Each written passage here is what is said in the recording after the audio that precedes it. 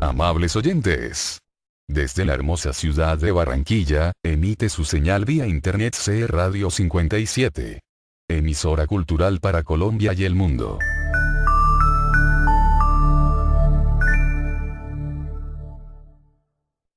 Presentamos a continuación Ingeniería Romana. Los acueductos, primera parte. Dos episodios son dedicados a los acueductos romanos en la serie documental Ingeniería Romana, que coproduce Televisión Española y que podrá verse completa próximamente. Televisión Española ofrece ahora el primero de ellos.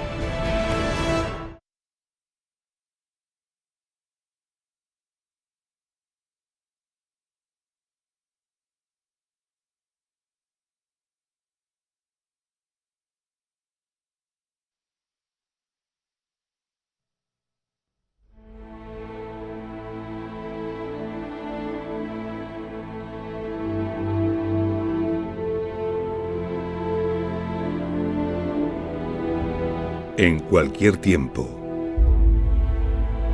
en cualquier época, para cualquier pueblo, el agua siempre ha sido la primera riqueza.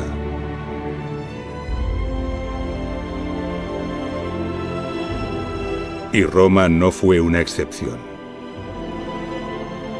Los romanos llevaron esta idea a tal nivel que se obstinaron en que sus ciudades dispusieran del agua más abundante y pura posible.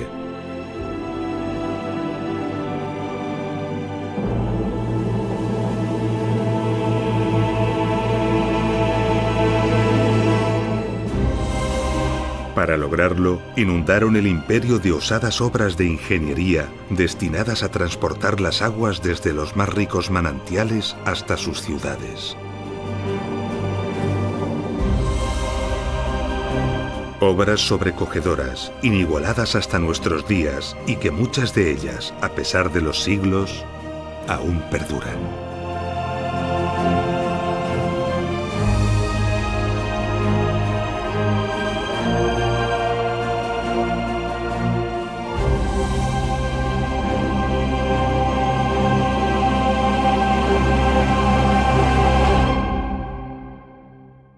Año 29 a.C.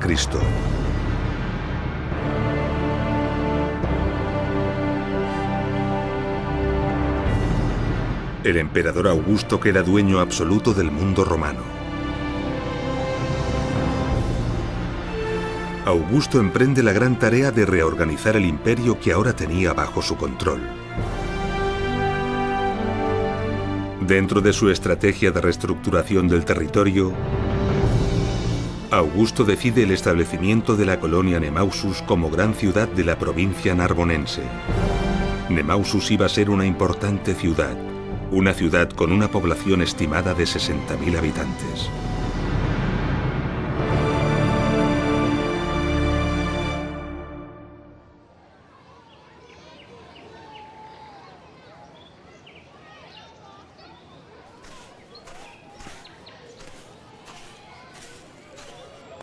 Y así fue.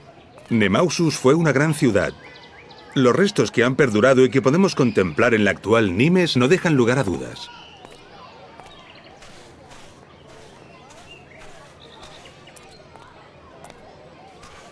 Una ciudad de tales dimensiones, con una población tan numerosa, debía tener preparado un importante suministro de agua. Los romanos conocían la existencia de un manantial en el mismo emplazamiento que deseaban para la ciudad. Un manantial considerado sagrado por los celtas y que en la actualidad todavía alimenta los canales de este parque. Sin duda, uno de los parques públicos más antiguos de Europa.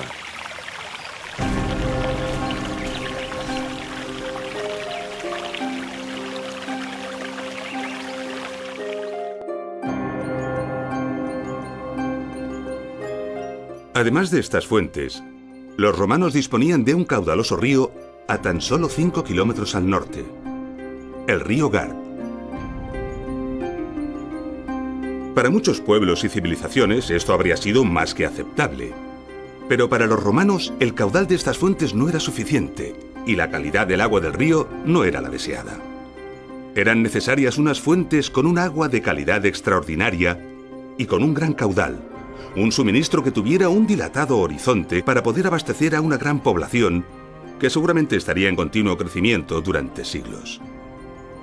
Los romanos las buscaron y las encontraron aquí, en Ucés. La fuente del Euro. Un poderoso manantial que hoy, 2000 años después de ser aprovechado por los romanos y tal y como ellos sospecharon, sigue brotando con un poderoso caudal y una extraordinaria calidad.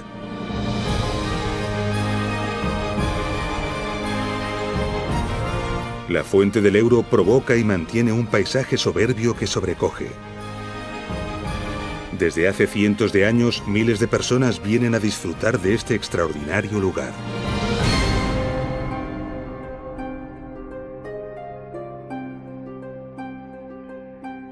Pero la fuente del Euro estaba a 21 kilómetros en línea recta del emplazamiento deseado para la ciudad. Además, todo el terreno al norte de Nimes es muy abrupto. Y entre la ciudad y las fuentes se desarrolla el profundo cañón del río Gard que sería necesario cruzar transversalmente. ¿Cómo trasladar el agua salvando esta enorme distancia y superando los obstáculos que el territorio ofrecía? Los ingenieros romanos sabían cómo hacerlo. Construirían un canal, construirían un acueducto. Así que los mejores ingenieros debieron ser convocados. Era necesario proyectar y construir rápidamente. La ciudad no podría funcionar sin la garantía del recurso vital. Pero antes de todo era necesario asegurar que la ubicación deseada para la ciudad era posible.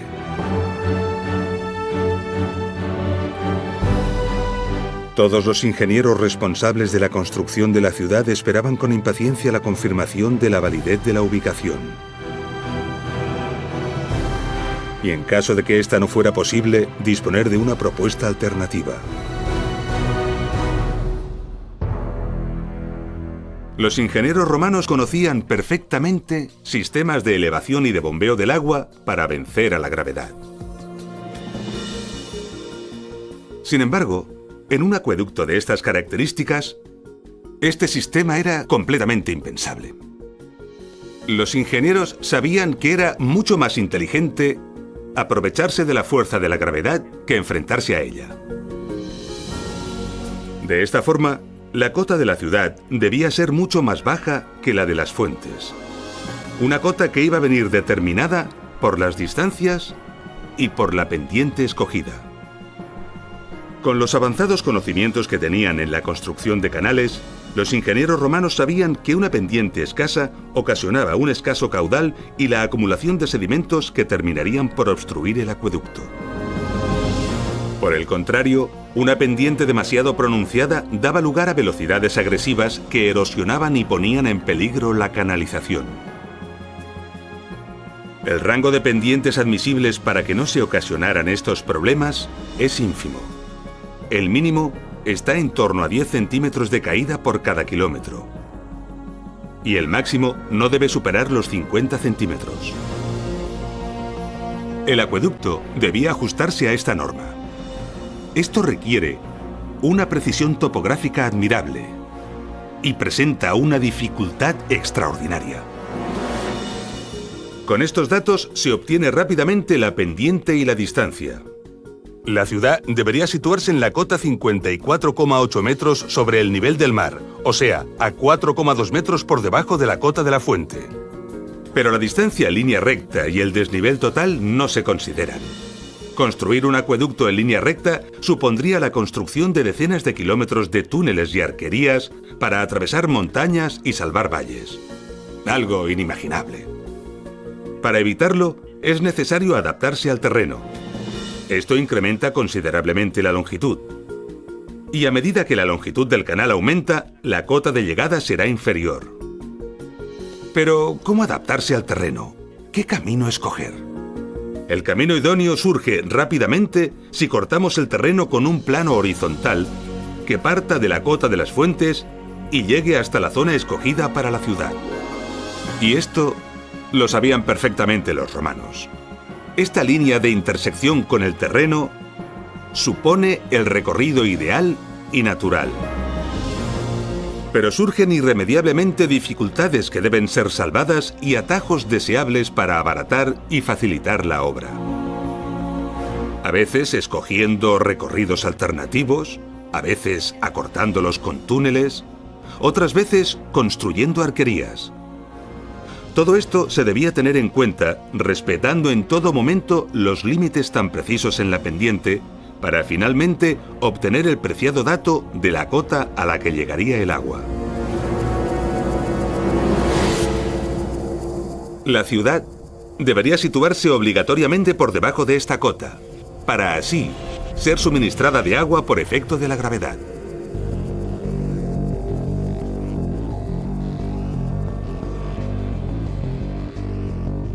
Pero, ¿cómo podían calcular esto los romanos en un abrupto territorio de tantos kilómetros cuadrados?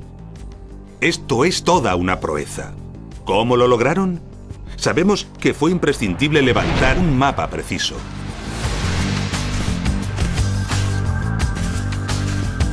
Con ayuda de la dioptra, tuvieron que medir los ángulos horizontales de los puntos de las cimas de las montañas, los vértices geodésicos. Los topógrafos romanos debieron señalizar las cimas de las montañas y otros elementos relevantes del territorio que deseaban medir.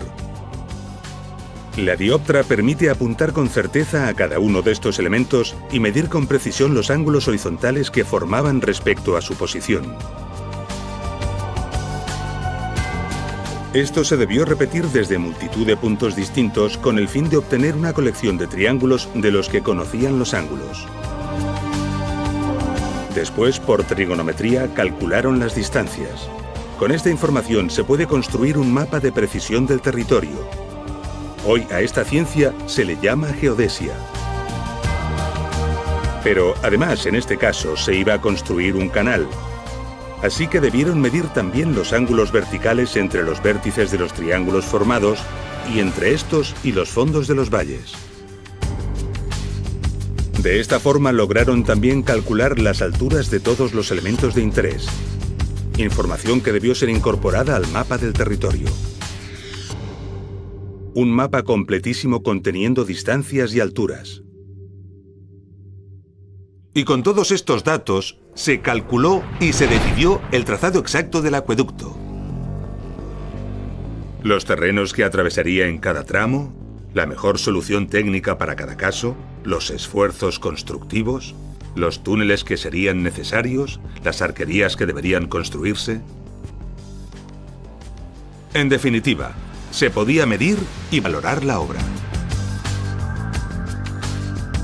Y se podía averiguar el dato que los ingenieros encargados de construir la ciudad tanto necesitaban: la posición adecuada donde levantar la ciudad. El abastecimiento estaba asegurado y podía enviarse la noticia a Augusto de que su fundación era posible y acertada.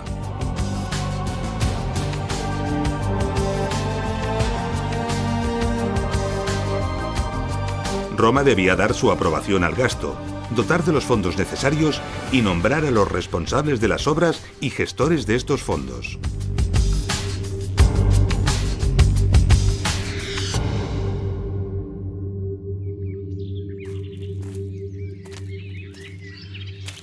La precisión necesaria para definir el trazado de un acueducto como el de Nimes deja atónitos a los ingenieros modernos. Pero definir el trazado es solo el principio.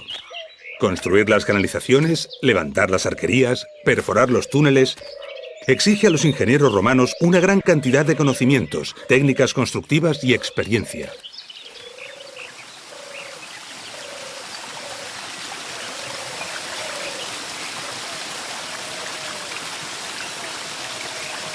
Nos encontramos en la fuente del Euro.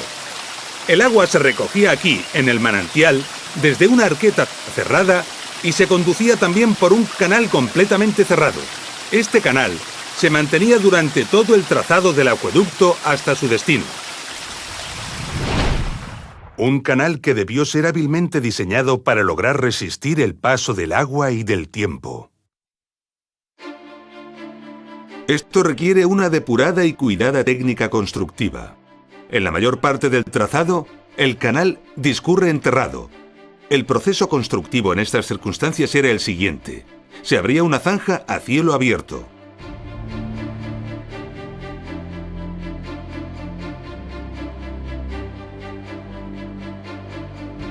En esta zanja se colocaba una solera de piedras gruesas y sobre ella una solera de opus caementicium, el famoso hormigón romano.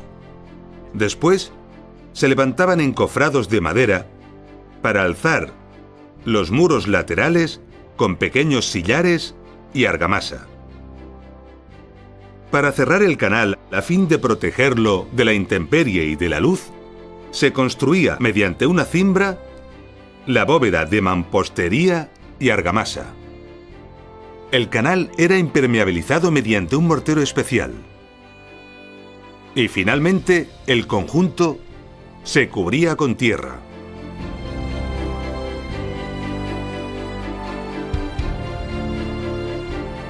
Las dimensiones finales del canal permiten transportar perfectamente el caudal deseado. Además, cabe sobradamente una persona, algo importante para las labores de mantenimiento.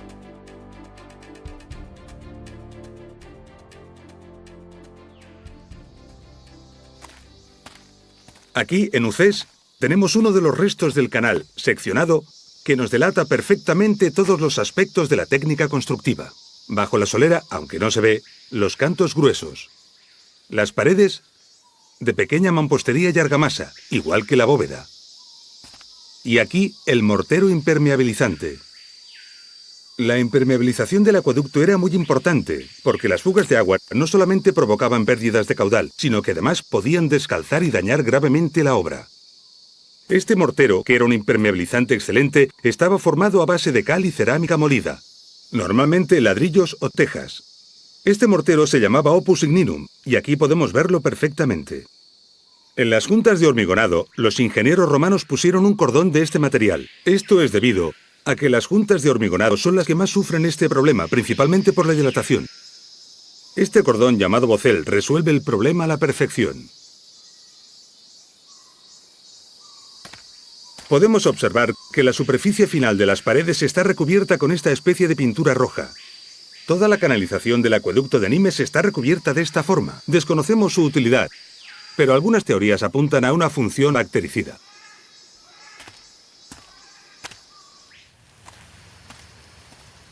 A poca distancia del punto de captación, encontramos algo curioso que interrumpe la forma habitual del canal.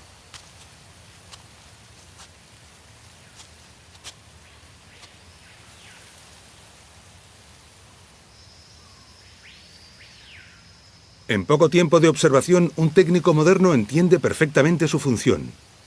El agua llegaba por aquí, proveniente de las fuentes, y se encontraba con un ensanchamiento en forma de arqueta y una derivación. Las guías realizadas en la piedra nos indican que aquí hubo unas compuertas.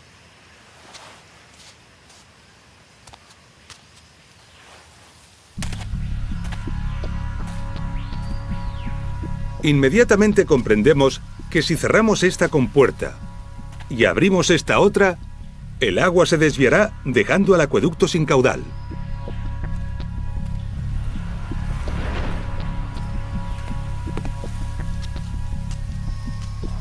Podemos reconstruir de forma evidente y sencilla cómo funcionaba.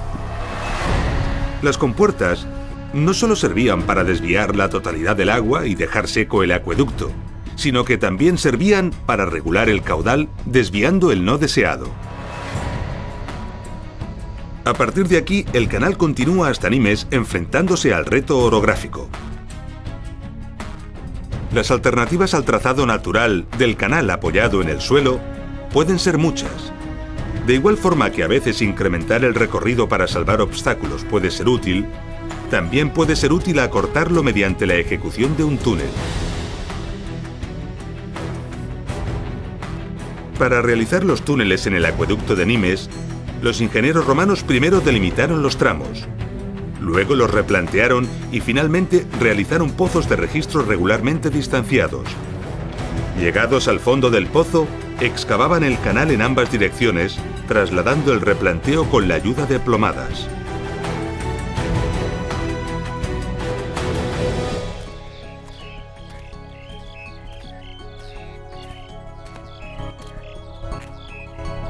Estamos ante los restos de uno de los túneles del acueducto de Nimes. Y aquí estaba el canal cubierto, pero ya está destruido.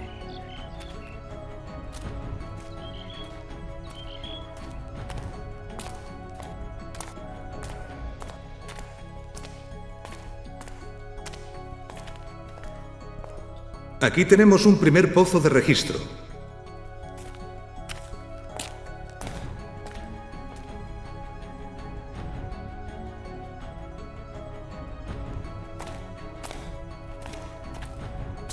Y en este punto apreciamos perfectamente cómo a partir de los pozos de registro la excavación se realizaba mediante la técnica de destroza para abrirse paso y extraer la roca. Después se refinaba el resultado. Entre ambos pozos, los equipos de excavación se encontraban. Aquí vemos un frente de avance y aquí vemos el otro. Esto nos delata que estamos ante un punto de encuentro.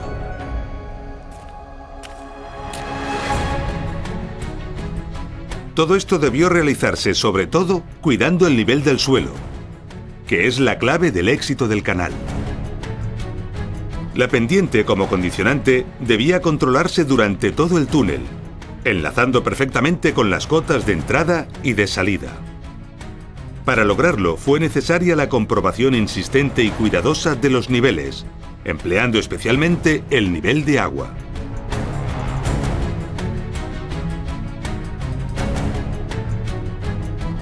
En ocasiones, para salvar valles, los ingenieros romanos construían arquerías. El objetivo de las arquerías era mantener el canal elevado, salvando el obstáculo y manteniendo la pendiente. Las arquerías se construían de sillares u otros materiales adecuados y se diseñaban cuidadosamente para afrontar los retos particulares del lugar.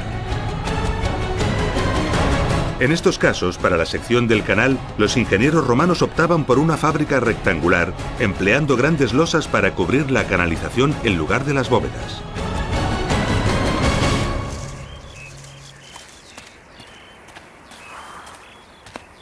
En las partes agrestes, por donde cruzaba el trazado del acueducto de Nimes, podemos ver algunas de las arquerías que fueron necesarias para cruzar algunos de estos barrancos. Y aquí tenemos una de ellas. Y podemos ver que esta arquería está construida de pequeña mampostería rellena de hormigón, gracias a que hoy el puente está roto. Como curiosidad, podemos ver que este puente tuvo serios problemas en época romana. En el paramento se aprecia claramente que tuvo filtraciones. Y por ello tuvo que ser reforzado con este nuevo muro exterior.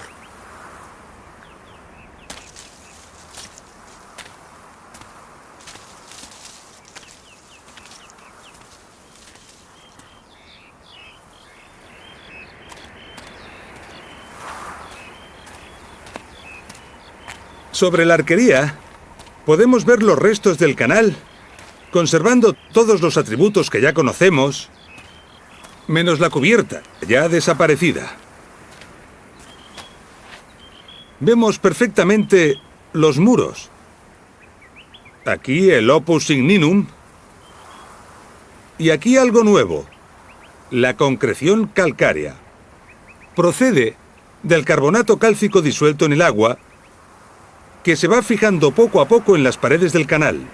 Es el mismo fenómeno que las estalactitas y las estalagmitas de las cuevas. Este tremendo espesor de concreción calcárea evidencia que el acueducto de Nimes estuvo en funcionamiento durante cientos de años.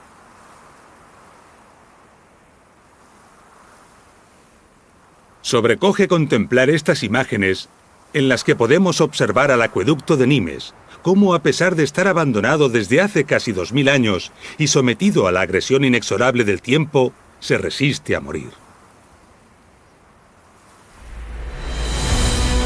Con todo lo visto, quizá podamos comprender ahora la magnitud de este colosal proyecto. El acueducto de Nimes tiene un impresionante recorrido de 52 kilómetros. Para salvar los obstáculos, se debieron construir más de 2.600 metros de canalización sobre arquerías. Para ello, se construyeron al menos 13 arquerías de diversas características y dimensiones. Y se realizaron más de 500 metros de túneles, todos ellos con sus correspondientes pozos de registro. Una obra colosal que, a buen seguro, fue ejecutada en pocos años.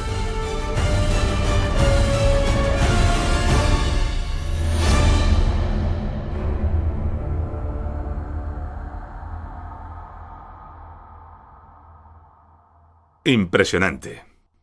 Pero hemos olvidado una de las grandes dificultades que la construcción del acueducto de Nimes implicaba: salvar el profundo cañón del río Gard.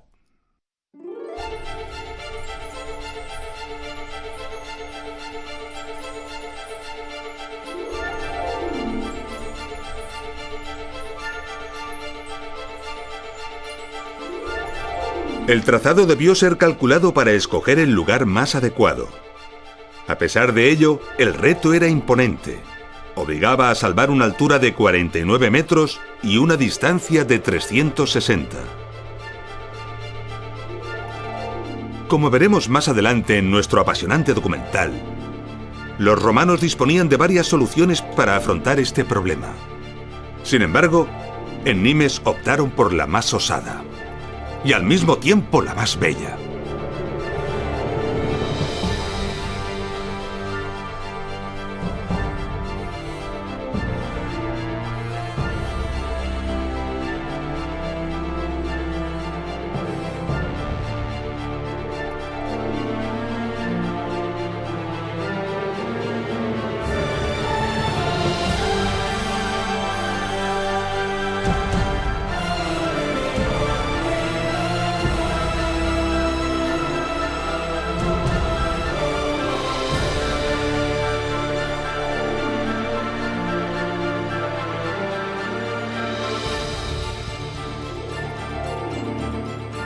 El puente de Gard, una de las arquerías más bellas e impresionantes del imperio.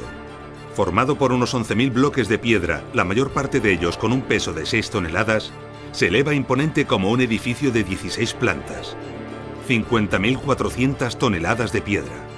Los ingenieros romanos planificaron y levantaron una extraordinaria estructura que debía resistir las enormes y demoledoras tensiones provocadas por los vientos y las frecuentes crecidas del río Gard. Su éxito fue tal que aquí lo tenemos 20 siglos después.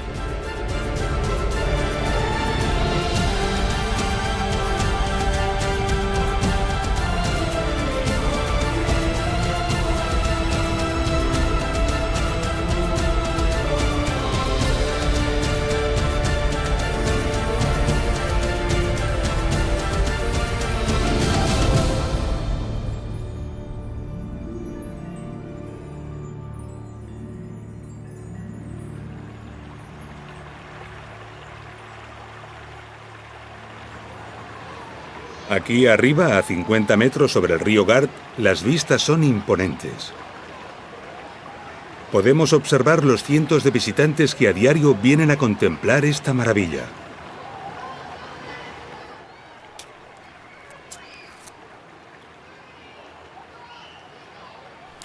Estamos sobre la canalización, que en algunos tramos está desprovista de las losas que la cubrían. A lo largo de ella podemos apreciar los detalles constructivos que ya hemos ido conociendo. La solera, con su pendiente imperceptible a simple vista. La impermeabilización. La concreción calcárea.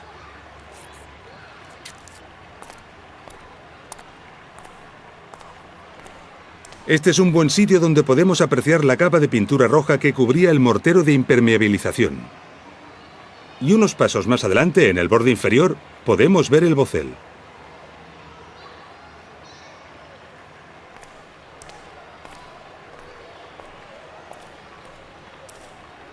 Una curiosidad es esta alteración en la concreción calcárea. Todas las concreciones conservadas en el acueducto de Nimes conservan esta huella. Una hipótesis sería que durante un tiempo la temperatura varió notablemente, dejando la huella del hecho registrada en la concreción.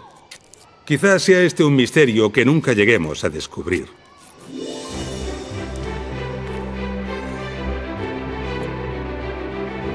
Y así, el acueducto de Nimes, tras 52 kilómetros de recorrido, salvando todos los obstáculos y manteniendo la delicada pendiente, alcanza la cota requerida, el lugar donde entregar el agua que debía alimentar a la ciudad de la antigua Nimes.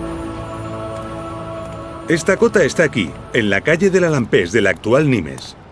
Estamos a 21 kilómetros en línea recta de la fuente del Ebro, pero tan solo a 12 metros y 30 centímetros de diferencia de altura. La ciudad debía situarse obligatoriamente por debajo de esta cota. Y este es el lugar a donde llegaba el agua y desde donde se distribuía, el Castellum Divisorium.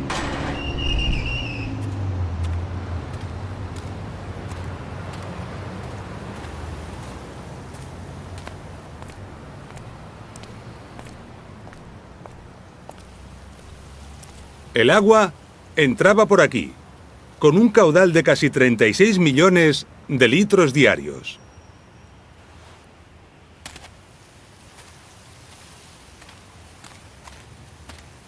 Cada litro de agua que salía por esta boca tardaba 12 horas en recorrer los 52 kilómetros que la separan de las fuentes de Ucés. El Castellum Divisorium, como su nombre indica, se encargaba de recoger el agua y distribuirla a la ciudad a través de diversas conducciones. Cada una de ellas era destinada a un uso distinto o a un barrio diferente. Después de garantizar el caudal para los usos prioritarios, el agua sobrante era evacuada por 3 tubos verticales que se encontraban en estos 3 agujeros. Esto permitía mantener un caudal mínimo de agua en el alcantarillado de la ciudad. De esta forma, se conseguía una limpieza eficaz del alcantarillado, asegurando la salubridad en la ciudad, no solo para evitar los malos olores, sino sobre todo, las enfermedades.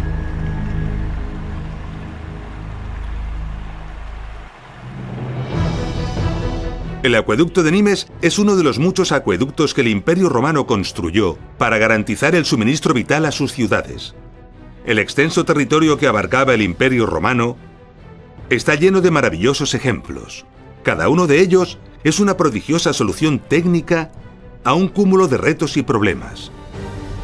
Lo que hemos visto y conocido en el acueducto de Nimes nos permitirá ahora comprender y disfrutar en plenitud los extraordinarios ejemplos que nos quedan por ver. Comencemos por Tiermes, una pequeña ciudad situada en la Celtiberia, en el centro de la península ibérica.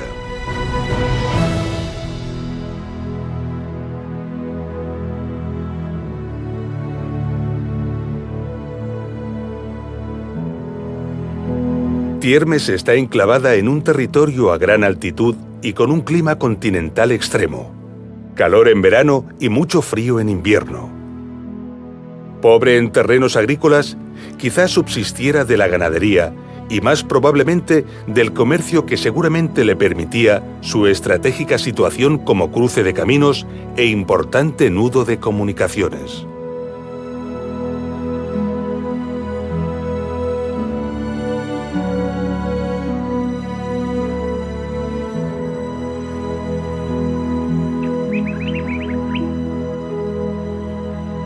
Tiermes siempre fue una ciudad modesta. El único lugar público que se conoce de espectáculos es una explanada frente a este graderío. Como puede verse, está burdamente tallado en la roca y tiene una capacidad para apenas unos cientos de personas. Tiermes pudo sobrevivir a su pasado indígena porque a unos 4 kilómetros de distancia, en línea recta hacia el suroeste, al pie de la sierra, existía un manantial de buen caudal y excelente agua fresca.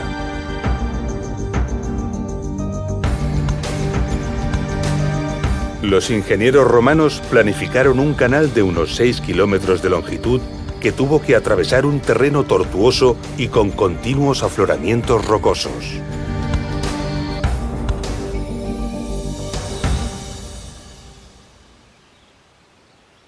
Todo aquí es rupestre. Todo está excavado en la roca o se apoya en ella. Y el acueducto no es una excepción. Gran parte del canal está abierto directamente en la roca viva. Su curiosa forma nos delata que estaba cubierto por losas, o más probablemente tablones de madera.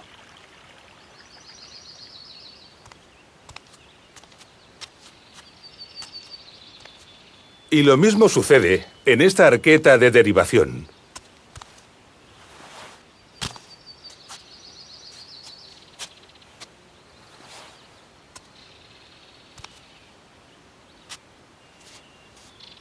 Podemos ver que incluso esta pequeña compuerta para derivar el agua o controlar el caudal es de roca. En el lado sur de la ciudad se conserva un túnel.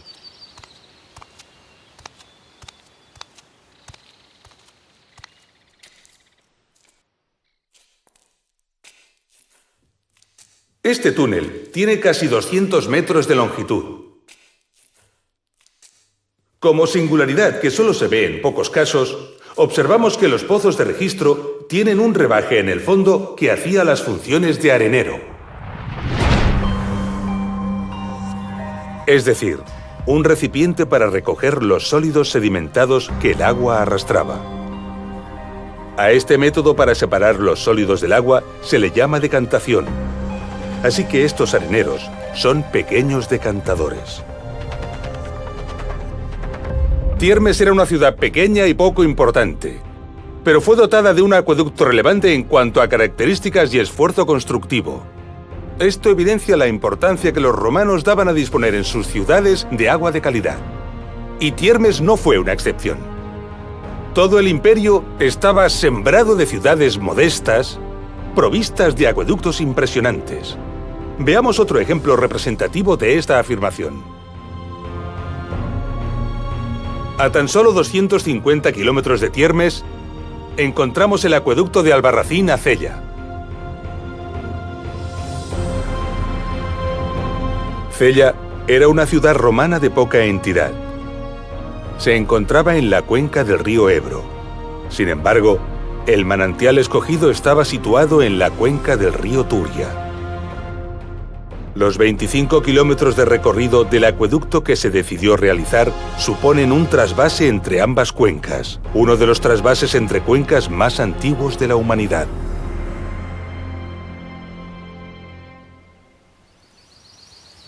El acueducto de Albarracín es una de las muchas maravillas olvidadas o desconocidas de la antigüedad.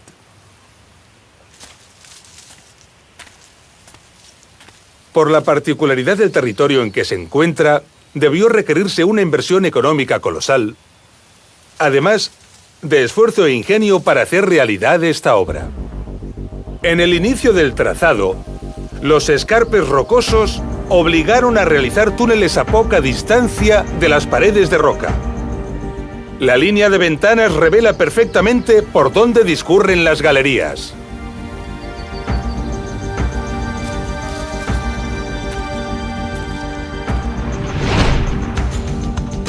La inconsistencia de la roca desaconsejaba realizar un canal en la superficie del escarpe.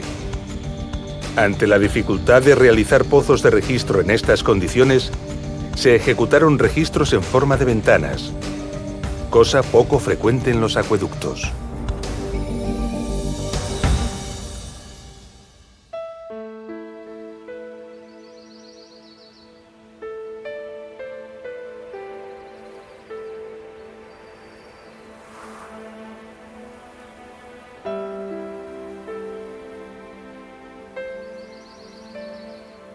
Pasearse por este territorio nos hace comprender la osadía que los romanos desplegaron para enfrentarse a este proyecto.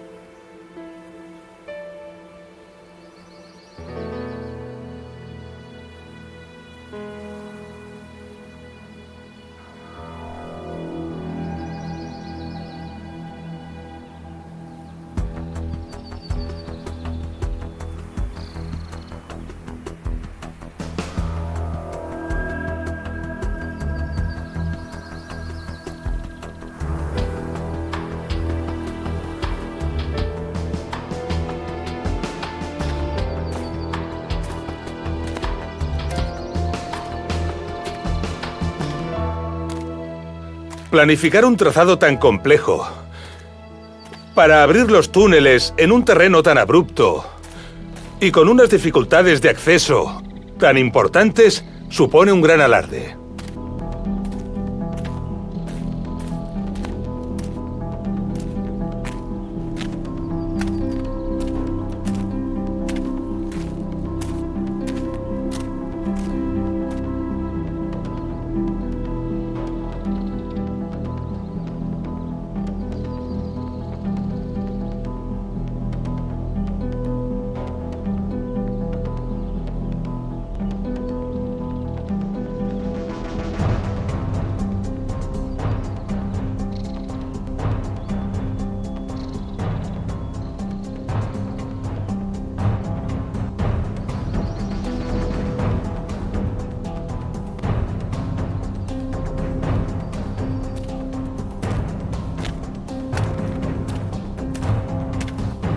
A las dificultades de planificación del trazado se unieron además serios problemas constructivos. Recordemos que la consistencia de estas rocas es muy mala. Podemos ver cómo en la actualidad se han instalado estas mallas para evitar la caída de las rocas.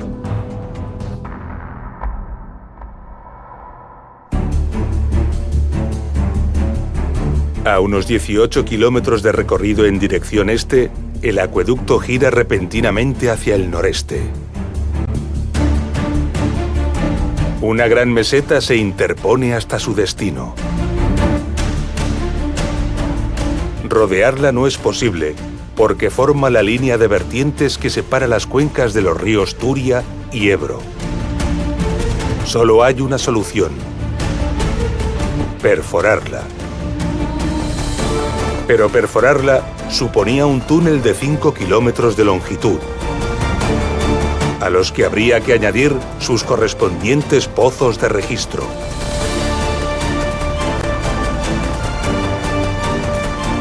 Algo que suponía una dificultad y un volumen de trabajo colosal. Y aún así, lo hicieron.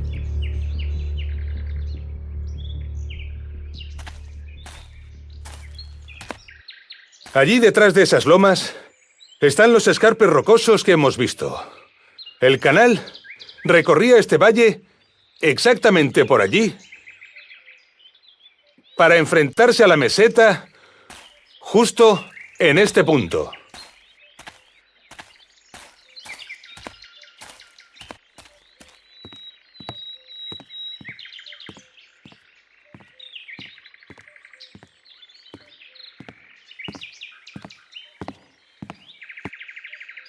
Aquí tenemos un pozo de registro. Recordemos que estos pozos servían para efectuar las labores de mantenimiento, aunque mientras circulaba el agua, estaban cubiertos.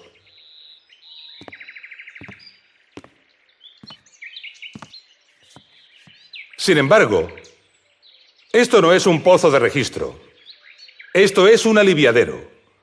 Los aliviaderos son unos dispositivos que sirven para evacuar el exceso de agua que podría perjudicar al acueducto.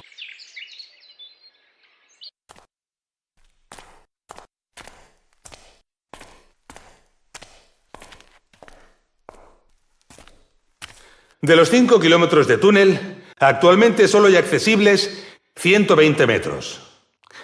Estos huecos que vemos aquí son muy comunes en todas las galerías y túneles antiguos. Los utilizaban los obreros para poder iluminar el avance de las obras y la propia galería.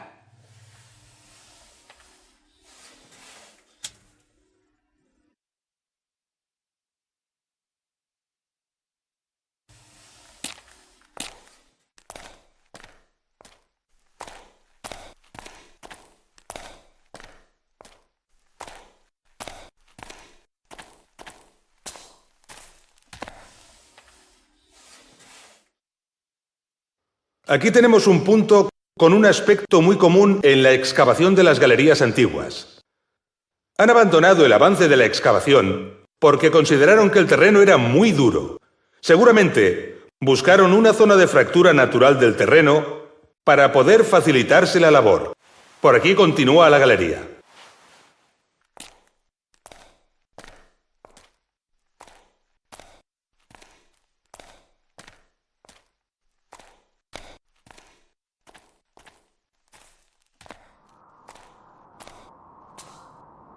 Y aquí vemos una diaclasa, la fractura natural del terreno que los excavadores buscaban para facilitar la labor de avance.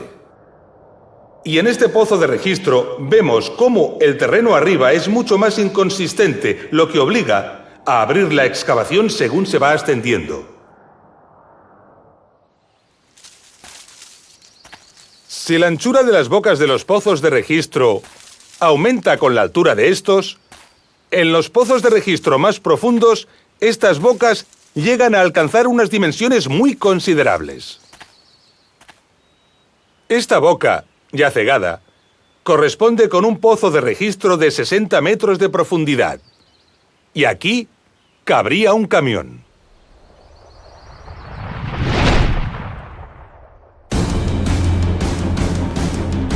Solo ejecutar este pozo supone un trabajo impresionante. Si la distancia media entre pozos es de unos 50 metros, se debieron ejecutar alrededor de unos 100 pozos. Muchos de ellos de unos 60 metros de profundidad. Eso supone unos 35.000 metros cúbicos de roca excavada a mano. Algo verdaderamente colosal.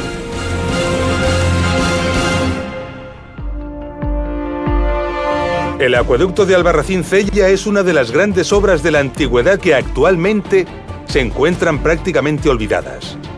Una obra que alberga un increíble esfuerzo constructivo digno de ser admirado y considerado.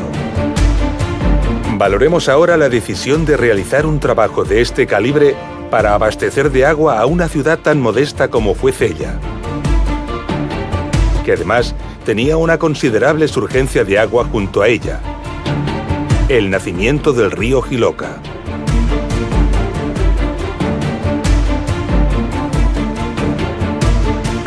Esta es una prueba contundente de que los romanos no escatimaban esfuerzos para asegurarse un agua constante y de calidad. Hasta ahora hemos conocido ejemplos de ciudades donde los vestigios, la historia y la investigación nos han permitido conocer los manantiales de los que se alimentaban, así como la longitud y el trazado exacto de sus acueductos. Pero no siempre es así. A veces encontramos acueductos que son verdaderos misterios. A unos 100 kilómetros al sureste de Cella encontramos el enigmático acueducto de Chelva.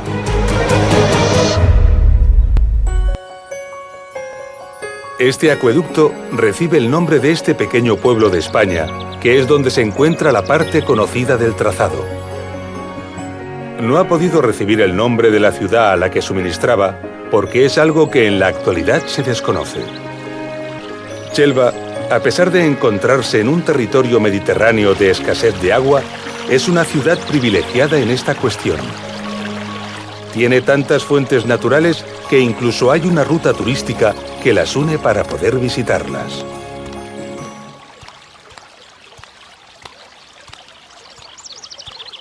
Con toda probabilidad, alguna o varias de estas fuentes fueron aprovechadas por los romanos para alimentar al acueducto. Esta fuente, por la cota en la que se encuentra, es una buena candidata, la llamada Fuente de la Gitana.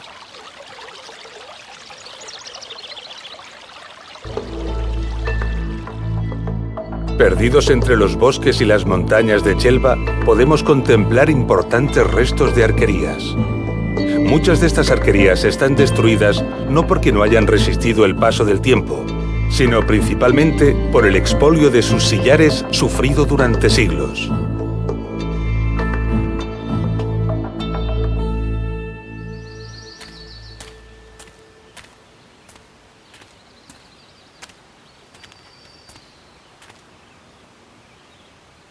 Aquí tenemos, sin embargo, estas arquerías excelentemente conservadas. Se construyeron para salvar este impresionante barranco.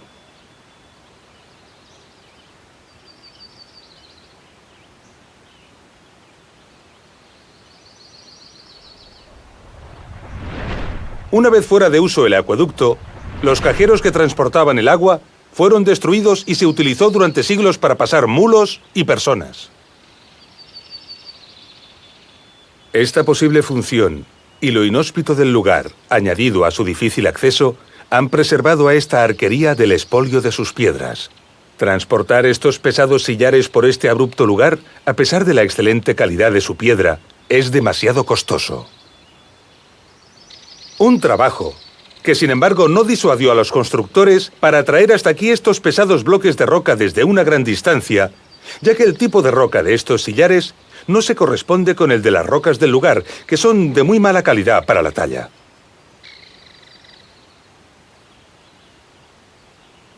Un poco más adelante de este desfiladero, se encontraron con la cresta de esta montaña, y para superarla, podemos ver aquí una interesante solución constructiva.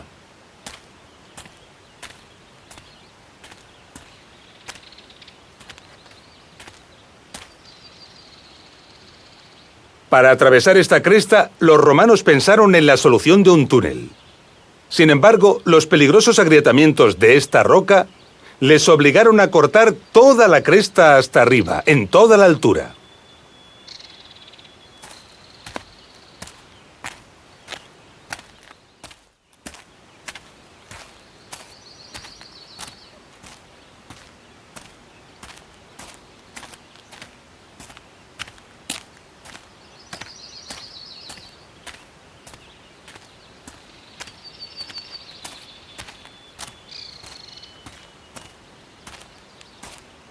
Solo se conservó la solución del túnel en estos pocos metros.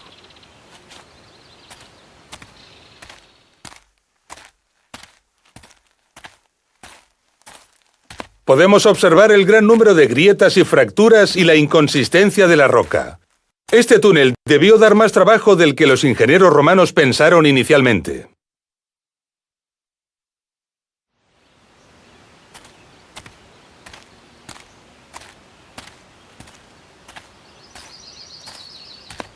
Estas dificultades se evidencian en muchos tramos del acueducto, donde magníficas galerías atajan y perforan las escarpadas laderas.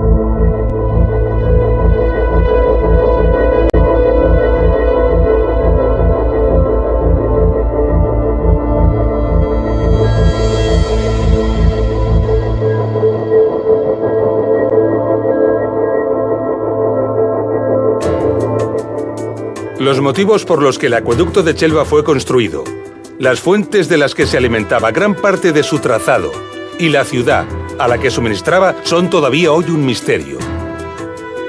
Podemos sospechar que la ciudad de destino pudo ser la antigua Edeta, la actual población de Liria, donde se han encontrado restos de importantes complejos termales, pero en realidad aún no lo sabemos. Sin embargo, un detallado estudio aplicando las reglas de diseño y nivelación que conocemos de los acueductos podría despejar estas incógnitas. Estamos al final de nuestro recorrido. En este documental hemos aprendido lo que es un acueducto, las reglas que rigen su diseño y la dificultad que representa su aplicación. Hemos reflexionado sobre la necesidad de obtener mapas precisos para la planificación de la obra y, por lo tanto, la necesidad del dominio de la ciencia topográfica. Hemos visto los conocimientos y las técnicas necesarias para construir e impermeabilizar los canales, perforar los túneles, levantar las arquerías y distribuir el agua.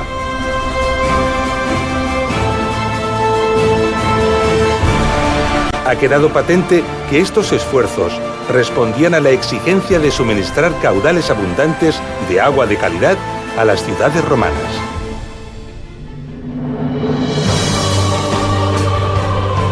Lo hemos visto en acueductos de gran dificultad constructiva, cuyo destino eran ciudades muy modestas.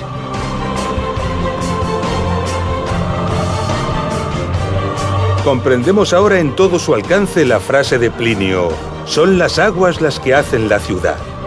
Ninguna ciudad era fundada allí donde el agua de un buen manantial no podía llegar. Admirando estas obras y valorando los esfuerzos que en ellas se invirtieron, rendimos merecido homenaje a los ingenieros y constructores romanos. Un ejemplo más del espíritu del ser humano por superarse y dominar los elementos y por su capacidad para esforzarse y alcanzar determinadas metas. Los acueductos de Tiermes, de Albarracín y de Chelva son obras impresionantes, dignas de admiración. Pero en realidad son ejemplos modestos del imperio. Incluso el gran acueducto de Nimes empequeñece ante los grandes alardes constructivos que supusieron los mayores acueductos del mundo romano. Ejemplos verdaderamente sobrecogedores y apasionantes que llenarían sin duda alguna muchos documentales. Veremos algunos de ellos en la segunda parte de Ingeniería Romana, Acueductos.